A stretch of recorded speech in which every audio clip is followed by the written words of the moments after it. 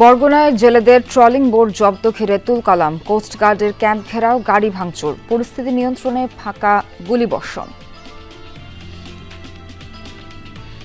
Coast guard দিয়ে আমরা শুধু নির্যাতিত হচ্ছি, উপকার হচ্ছি না। সাধারণ জেলেরা যাতে এদের চাঁদাবাজির মূলে না পড়ে, কিছু ভুল বোঝাবুঝি আছে, তো সেটি সমঝোতার জন্য আমরা আগামীকাল একটা মত বিনিময় সভা ডেকেছি।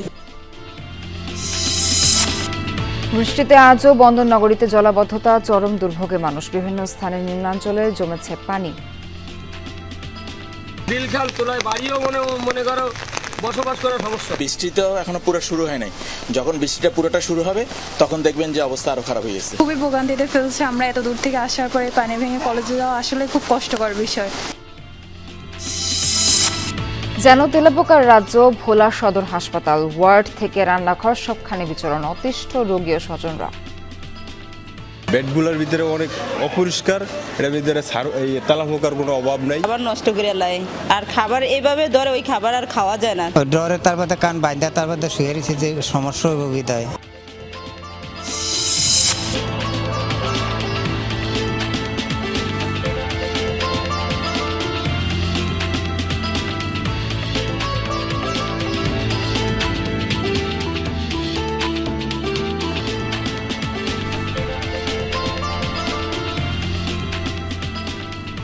স্বাগত সবাইকে, আমন্ত্রণ সংবাদ সারাদিন। এতক্ষণ শিরোনাম দেখছিলেন, পুরো খবর জানাতে সঙ্গে আছি নাবিলা সোহার। বরগুনায় নিষিদ্ধ দুটি ট্রলিং বোট জব্দ ঘিরে তুলকালাম, কোস্টগার্ডের ক্যাম্প ঘেরাওয়ের চেষ্টা চালায় জেলে ও ট্রলার মালিকরা। এ সময় দুটি যানবাহন ভাঙচুর করে তারা, পরিস্থিতি নিয়ন্ত্রণে ফাঁকা গুলি ছোড়ে কোস্টগার্ড। পাথরঘাটায় কোস্টগার্ডের ক্যাম্প, মঙ্গলবার রাতে সেখানে ঘেরাওয়ের চেষ্টা চালায় ট্রলার মালিক ও জেলেরা। ছড়িয়ে পড়ে এমন উত্তেজনা। ঘটনার শুরু সেদিন সকালে। নিষিদ্ধ দুটি ট্রলিং বোট জব্দ করে কোস্টগার্ড। এ নিয়ে ট্রলার মালিকদের সাথে হয় বাগবিতণ্ডা। এরই জেরে দুই জেলেকে পিটিয়ে আহতের অভিযোগ ওঠে। প্রতিবাদে রাতে ক্যাম্প ঘেরাওয়ের চেষ্টা চালায় জেলে ও ট্রলার মালিকরা। এ সময় একটি গাড়ি ও একটি মোটরসাইকেল ভাঙচুর করা হয়। হাজার হাজার ট্রলার ইন্ডিয়ান ট্রলারে মাছ ধরে নেয়, ওইখানে কোনো ব্যথা নাই, এই খালের মধ্যে সব ব্যথা। রাত্রে বলছে স্যার এগুলো তো সব হাইকোর্টের রিট আছে, রিট যা সেটা পরে দেখা যাবে, আপনি কন্ট্রাক্টগুলো মিট করেন। তারে সঠিকভাবে মাসোয়ারা না দেওয়া হইলেই আল্লাহর রহমতে হে বোট ধরিয়ে কাটা শুরু করে। উত্তেজনা ছড়িয়ে পড়লে ঘটনাস্থলে যায় পুলিশ ও নৌবাহিনীর সদস্যরা। ফাঁকা গুলি ছুড়ে পরিস্থিতি নিয়ন্ত্রণে আনেন তারা। বক্তব্য শুনেছি এবং এই বিষয়টি উভয় পক্ষের মধ্যে কিছু ভুল বোঝাবুঝি আছে, মত বিনিময় সভা ডেকেছি, সেখানে বসে আমরা বিষয়টি ফয়সালা করব। কোস্টগার্ড জানিয়েছে নদীসাগরে নিষিদ্ধ ট্রলিং বোট, তাই জেলে ও ট্রলার মালিকদের নির্দেশনা মেনে চলার আহ্বান জানানো হয়েছে। ওবায়দুর রহমান, যমুনা নিউজ। আশুলিয়ায় রান্নার সময় বিস্ফোরণে একটি দ্বিতল ভবন ধসে পড়েছে, দগ্ধ হয়েছেন অন্তত 6 জন। সকালে নিশ্চিন্তপুরের মন্ডল মার্কেট এলাকায় জুয়েল আহমেদের বাড়িতে হয় এই ঘটনা। স্থানীয়রা জানায় রান্নার সময় বিকট শব্দে বিস্ফোরণ হয়, ধসে পড়ে ভবনটি, আগুন ছড়িয়ে পড়ে, এতে অন্তত 6 জন দগ্ধ হয়। দগ্ধরা হলেন জাহানারা, হাওয়া আক্তার, জুয়েল শান্ত, জহুরুল ইসলাম ও নাসির। এর মধ্যে নাসির প্রাথমিক চিকিৎসা নিয়ে ছাড়পত্র পেয়েছেন। আহতদের মধ্যে 2 জনের অবস্থা আশঙ্কাজনক। ফায়ার সার্ভিসের ধারণা গ্যাস লাইনের লিকেজ থেকে এই দুর্ঘটনা।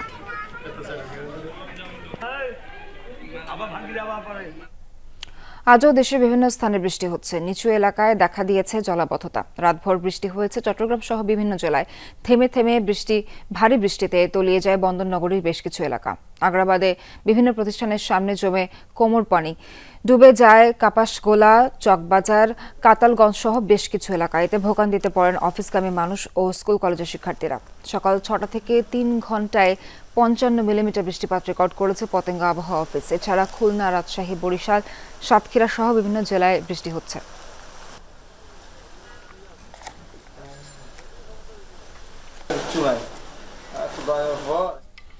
দর্শক, বৃষ্টি জলাবদ্ধতার খবর জানাতে সাতক্ষীরা থেকে যুক্ত হচ্ছেন সহকর্মী আকরামুল ইসলাম। আকরাম, বৃষ্টি কি এখনো হচ্ছে? নিম্নাঞ্চলের পরিস্থিতি জানতে চাই আপনার কাছে।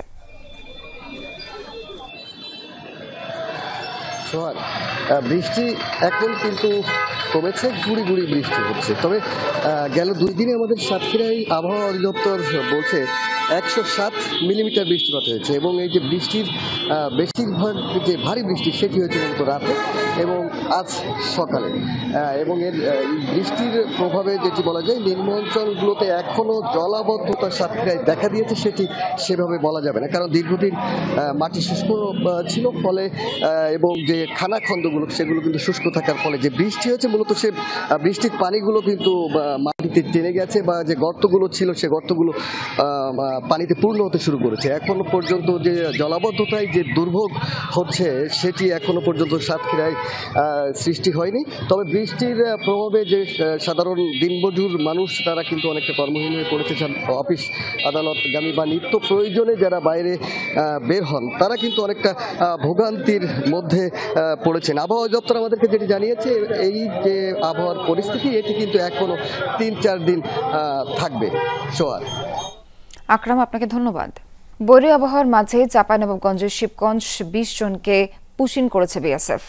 53 বিজিবি ব্যাটালিয়ন জানিয়েছে ভোরে সীমান্ত এলাকায় বৃষ্টি হচ্ছিল, এর মাঝে মাসুদপুর সীমান্ত দিয়ে 20 জনকে পুশিন করে ভারতীয় সীমান্তরক্ষী বাহিনী। তাদের মধ্যে 10 শিশুও রয়েছে। সবাইকে হেফাজতে নিয়েছে বিজিবি। তাদের পরিচয় শনাক্তে জিজ্ঞাসাবাদ চলছে। পরে শিবগঞ্জ থানা পুলিশের কাছে হস্তান্তর করা হবে পুশিন করা সবাইকে।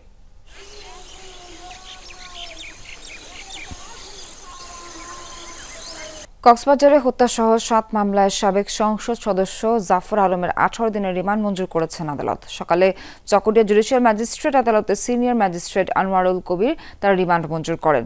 এপিপি জানান, জাফর আলমের বিরুদ্ধে 7টি মামলা রয়েছে। রাষ্ট্রপক্ষ আলাদাভাবে 24 দিনের রিমান্ড আবেদন জানালে আদালত 18 দিন মঞ্জুর করেন। এর আগে কড়া নিরাপত্তায় আদালতে হাজির করা হয় জাফর আলমকে। রিমান্ড মঞ্জুরের পর তাকে চকরিয়া থানা হেফাজতে নেওয়া হয়। তার বিচার দাবিতে থানা চত্বরের বাইরে বিক্ষোভ করেন ক্ষুব্ধ জনতা। পরে সেনাবাহিনী তাদের সরিয়ে দেয়।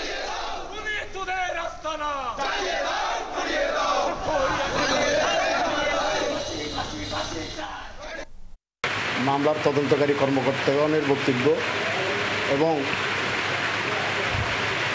রাষ্ট্রপক্ষে এপিপি দ্বয়ের বক্তব্য ও আসামির নিয়োজিত আইনজীবীগণের বক্তব্য শুনে গ্রেপ্তারকৃত আসামি জাফর আলমের 7টি মামলায় বিভিন্ন মেয়াদে 18 দিনের রিমান্ড মঞ্জুর করেছে। ভোলা সদর হাসপাতাল যেন তেলেপোকার রাজ্য। বেশিরভাগ ইউনিটের বেডেই বাসা, মেঝে থেকে রান্নাঘর সবখানেই বিচরণ। কামড়াচ্ছে রোগী ও স্বজনদের, সাথে নোংরা পরিবেশে বাড়ছে দুর্ভোগও। যদিও তেলাপোকা নিধনের আশ্বাস কর্তৃপক্ষের।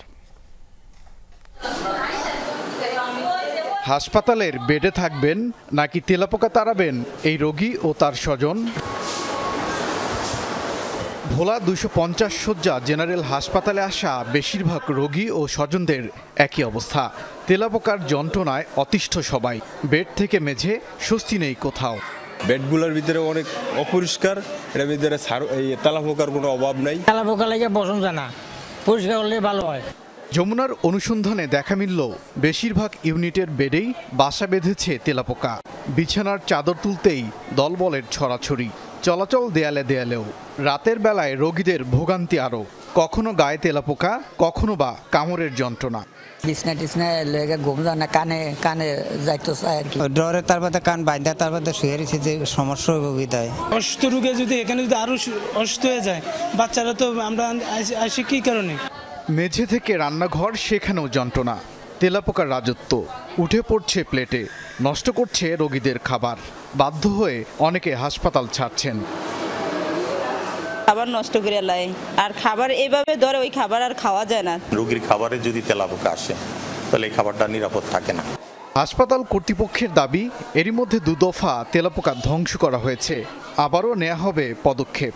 তেলাপোকা মারার জন্য যে স্প্রে পাওয়া যায় বাজারে, সেটা আমরা ব্যবহার করেছি। প্রতিটা ওয়ার্ডে একটা রুম খালি করে ওই রুমে সম্পূর্ণ ধরনের সব লোকবল দিয়ে সরিয়ে ওইখানে আমরা পেস্টিসাইড ব্যবহার করতেছি এবং এটাতে আমরা কার্যকরী পদক্ষেপ নেওয়ার পরে আমরা ভালো ফলাফল পাচ্ছি।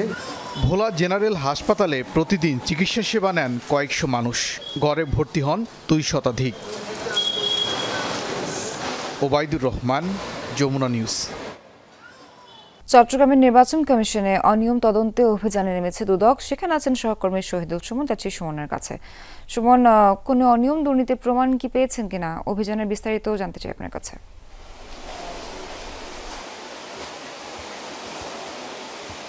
সোহার, সুনির্দিষ্ট অভিযোগের ভিত্তিতে কিন্তু দুদকের একটি টিম এখানে অভিযান চালাচ্ছে। এই মুহূর্তে তারা সিনিয়র জেলা নির্বাচন কর্মকর্তা অফিসার বশির আহমেদের রুমে রয়েছেন এবং আমরা ভিতরে 2-1 মিনিটের জন্য আসলে যাওয়ার সুযোগ হয়েছিল। তখন আমরা দেখছিলাম বেশ কিছু নথিপত্র তারা যাচাই বাছাই করছেন। বিভিন্ন সেবা প্রার্থীর যারা এখানে আবেদন করেছেন তাদের কিছু কাগজপত্র তারা যাচাই বাছাই করছেন। মূলত আসলে সেবা প্রার্থীদের হয়রানি করা হয় এমন অভিযোগের ভিত্তিতেই কিন্তু এই আঞ্চলিক নির্বাচন কার্যালয়ে অভিযান চালাচ্ছে দুদক। এই মুহূর্তে আসলে যদিও বা সিনিয়র নির্বাচন কর্মকর্তার কক্ষেই দুদকের টিম রয়েছে, এর আগেও কিন্তু বেশ কয়েকজন কর্মকর্তার রুমে তারা গিয়েছেন এবং তাদের সাথে কথা বলেছেন, বিভিন্ন বিষয় তারা জানতে চেয়েছেন, বিভিন্ন কাগজপত্র তারা নিয়েছেন। সব মিলিয়ে কিন্তু আমরা দীর্ঘদিন ধরে আসলে অভিযোগ পাচ্ছিলাম যে নির্বাচন কমিশন কার্যালয়ে যারা নতুন এনআইডি করতে আসছেন, যারা সংশোধন করতে আসছেন বা বিভিন্ন সেবা যারা নিতে আসছেন তারা কিন্তু নানাভাবে হয়রানি হচ্ছেন। দিনের পর দিন তাদেরকে এখানে ঘুরানো হচ্ছে একটি কাজের কারণে এবং নানাভাবে আর্থিক অনিয়মের কথাও আমরা আসলে শুনে আসছিলাম। অভিযোগ করছিল যারা সেবা প্রার্থীরা। সেই অভিযোগগুলোর প্রেক্ষিতেই কিন্তু আসলে মূলত দুদক এই অভিযানটি চালাচ্ছে। দুদকের কর্মকর্তারা এখনো পর্যন্ত আমাদের সাথে কথা বলেনি, তবে তারা জানিয়েছেন তারা বিভিন্ন অভিযোগের প্রেক্ষিতেই তারা বিভিন্ন প্রমাণাদি তারা সংগ্রহ করছেন। পরবর্তীতে হয়তো তারা বেরিয়ে এলে আমরা আসলে জানতে পারবো কোনো ধরনের অনিয়মের তথ্য প্রমাণ তারা পেয়েছেন কিনা এবং পেলে কি ধরনের ব্যবস্থা তারা গ্রহণ করবেন। সব মিলিয়ে কিন্তু দুদকের যে টিমটি রয়েছেন তারা কিন্তু ভিতরে বিভিন্ন কাগজপত্র যাচাই বাছাই করছেন, বিভিন্ন পর্যায়ে কর্মকর্তাদের সাথে তারা কথা বলছেন। কোথাও কোনো জটিলতা কিংবা কোথাও কোনো অনিয়মের চিত্র তারা পেলে কিন্তু তারা সেই সংশ্লিষ্ট কর্মকর্তাদের এই কক্ষে ডেকে পাঠাচ্ছেন এবং সেখানে তাদের সাথেও কথা বলছেন। আমরা হয়তো দুদকের যারা কর্মকর্তারা রয়েছেন অভিযান শেষে বেরিয়ে আসলে আমরা প্রকৃত যে ঘটনা কিংবা কি কারণে তারা এখানে এসেছেন কিংবা তারা কোনো অনিয়ম পেয়েছে কিনা সেই বিষয়গুলো আসলে যেমন জানতে পারবো, তেমনি এখানে কি ধরনের ব্যবস্থা গ্রহণ করা হচ্ছে সেটিও আমরা জানতে পারবো। আমরা কিন্তু দীর্ঘদিন ধরেই যারা এখানে সেবা প্রার্থীরা রয়েছেন তারা কিন্তু নানাভাবে হয়রানির আসলে অভিযোগ তারা করে আসছেন। বিভিন্ন গণমাধ্যমও কিন্তু আসলে খবর হয়েছে এসব অনিয়মের। ফলে এই যে বিষয়গুলো তদন্তেই আসলে মূলত এই দুদকের টিম এসেছে এবং তারা তাদের যে কাজ সেটি আসলে করছে। প্রায় আধা ঘন্টারও বেশি সময় ধরে তাদের যে অভিযান সেটি আসলে চলছে। হয়তো আরো কিছুক্ষণ এখানে অভিযান চলবে। পরবর্তীতে কোনো কর্মকর্তার রুমে আসলে যাওয়ার প্রয়োজন যদি পড়ে সেটিও আসলে কিন্তু দুদকের যারা অভিযানিক টিম আছে তারা কিন্তু সেখানে যাচ্ছেন। সুমন, ধন্যবাদ আপনাকে। 2024 থেকে 25 শিক্ষাবর্ষে পাবলিক বিশ্ববিদ্যালয়ে ভর্তিতে সাফল্য দেখিয়েছে শেরপুর সরকারি কলেজের শিক্ষার্থীরা। 2 শতাধিক শিক্ষার্থী বিভিন্ন মেডিকেল কলেজ, প্রকৌশল বিশ্ববিদ্যালয় এবং পাবলিক বিশ্ববিদ্যালয়ে ভর্তির সুযোগ পেয়েছেন। আর এই সাফল্যে শিক্ষার্থীদের সংবর্ধনা দিয়েছে কলেজ কর্তৃপক্ষ। শেরপুর সরকারি কলেজ শিক্ষকদের প্রচেষ্টা, নিয়মিত ক্লাস পরীক্ষা এবং শিক্ষার্থীদের অধ্যাবসায়ের ফলে এসেছে নতুন সাফল্য।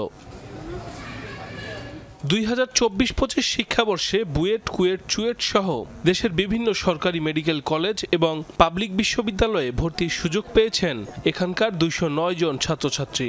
এমন সাফল্যে শিক্ষার্থীদের সংবর্ধনা দিয়েছে কলেজ কর্তৃপক্ষ। শিক্ষা জীবনের এই পর্যায়ে নিজেদের মেধাকে আরো শানিত করবে তারা, এমনটাই আশা শিক্ষকদের। এই বছর আমাদের রেজাল্ট অনেক ভালো হয়েছে। 200-এরও বেশি স্টুডেন্ট সরকারি মেডিকেল কলেজ, ইঞ্জিনিয়ারিং ইউনিভার্সিটি এবং পাবলিক বিশ্ববিদ্যালয়ে চান্স পেয়েছে।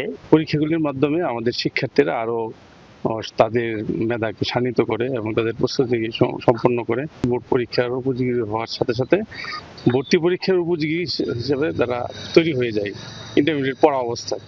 শিক্ষার্থীদের এমন সাফল্যে গর্বিত অভিভাবক সহ প্রতিষ্ঠান সংশ্লিষ্টরা। স্থানীয়ভাবে বিষয়টি ইতিবাচক আলোচনার জন্ম দিয়েছে। আমার শিক্ষকরা তাদের দিক নির্দেশনা দেওয়ার কারণে আমি আমার এই পর্যায়ে পৌঁছতে পেরেছি। তারা যদি হেল্প না করতো আমি কোনোদিন এই পর্যায়ে আসতে পারতাম না। খুবই অনুপ্রেরণা পেয়েছি। আমিও চাই যেন তাদের মতো আমিও যেন ভালো বিশ্ববিদ্যালয় কিংবা ভালো মেডিকেল কলেজে চান্স পেতে পারি। এবার সব মিটে 200 অধিক মেডিকেল বুয়েট বিশ্ববিদ্যালয়ে চান্স পেয়েছে। এ নিয়ে আমরা আমাদের স্টুডেন্টদের গর্বিত। বিশিষ্টজনরা বলছেন সরকারি কলেজের এমন কৃতিত্ব মফস্বল ও বড় শহরের শিক্ষা প্রতিষ্ঠানের ব্যবধান কমিয়েছে। মানুষের ধারণা ছিল যে মফস্বলের শিক্ষা প্রতিষ্ঠান থেকে ভালো রেজাল্ট করা সম্ভব না, ভালো লেখাপড়া হয় না। শেরপুর সরকারি কলেজের ফলাফল অবশ্যই আমাদেরকে গর্বিত করেছে। পড়াশোনা করলে এবং ব্যবস্থাপনা এবং সুযোগ সুবিধা থাকলে মফস্বলের শিক্ষা প্রতিষ্ঠানগুলো থেকেও ভালো লেখাপড়া ভালো ফলাফল করা সম্ভব। উচ্চশিক্ষা গ্রহণ করে দেশ ও জাতির কল্যাণে অবদান রাখবে শিক্ষার্থীরা, এমন প্রত্যাশা অধ্যক্ষের। শেরপুর সরকারি কলেজে এই ধারা যেন আরো অব্যাহত থাকে। মেডিকেলে এবছর 22 জন, ইঞ্জিনিয়ারিংয়ে 8 জন সহ অন্যান্য পাবলিক বিশ্ববিদ্যালয়ে যে সমস্ত ছাত্রছাত্রীরা চান্স পেয়েছে, শেরপুর সরকারি কলেজ এজন্য গর্বিত। কলেজের সকল শিক্ষা কর্মকর্তা সহ সংশ্লিষ্টদের প্রতি কৃতজ্ঞতা জানিয়েছেন শিক্ষার্থী ও অভিভাবকরা। সাইফ আহমেদ, যমুনা নিউজ। ধস নেমেছে রাজশাহীর আমের বাজারে। কয়েকদিনের ব্যবধানে মন প্রতি আমের দাম কমেছে 5 থেকে 600 টাকা। আম চাষি ও ব্যবসায়ীরা বলছেন, উৎপাদন ভালো হলেও ভরা মৌসুমে ঈদের লম্বা ছুটি থাকায় বাজারে পড়েছে নেতিবাচক প্রভাব। আর গরমে গাছের সিংহভাগ আম পেকে যাচ্ছে, যার কারণে গাছে আম রাখতে না পেরে হাটে তুলছেন চাষিরা। রাজশাহীর বানেশ্বর হাটে আমের পর্যাপ্ত যোগান থাকলেও ক্রেতা কম। কয়েকদিনের ব্যবধানে মন প্রতি আমের দাম কমেছে 500 থেকে 600 টাকা। বাগান মালিকরা বলছেন, এবার ঈদের লম্বা ছুটি ও কুরিয়ার সার্ভিস বন্ধ থাকায় চাষিরা গাছে আম রেখে দিয়েছিলেন। এখন বাজারে আমের দাম পড়ে যাওয়ায় বিপাকে পড়েছেন তারা। বাজারে মাল লাগবে, কথার কথা ব্যাপারীরা 100 ক্যারেট, এখানে 150 ক্যারেট মাল এসে বসে আছে। দাম কম, আমদানির কারণে লোক নাই, কি খাওয়ার লোক নাই, গরমের কারণে মানুষ আম খাইতে পারছে না। প্রচণ্ড খরায় গরমে আম পেকে যাওয়ায় গাছে আম রাখা সম্ভব হচ্ছে না। সেই সাথে আমের যোগান বেশি হওয়ায় লোকসানের মুখে চাষি ও ব্যবসায়ীরা। আমের দাম খুব খারাপ, 500, 600, 700, হাইস উপর 800। আমের চাপও বেশি, আবহাওয়া একদম খুব গরম এবং বৃষ্টি বাদল হচ্ছে, এই কারণে আমরা দ্রুত পেকে যাচ্ছে।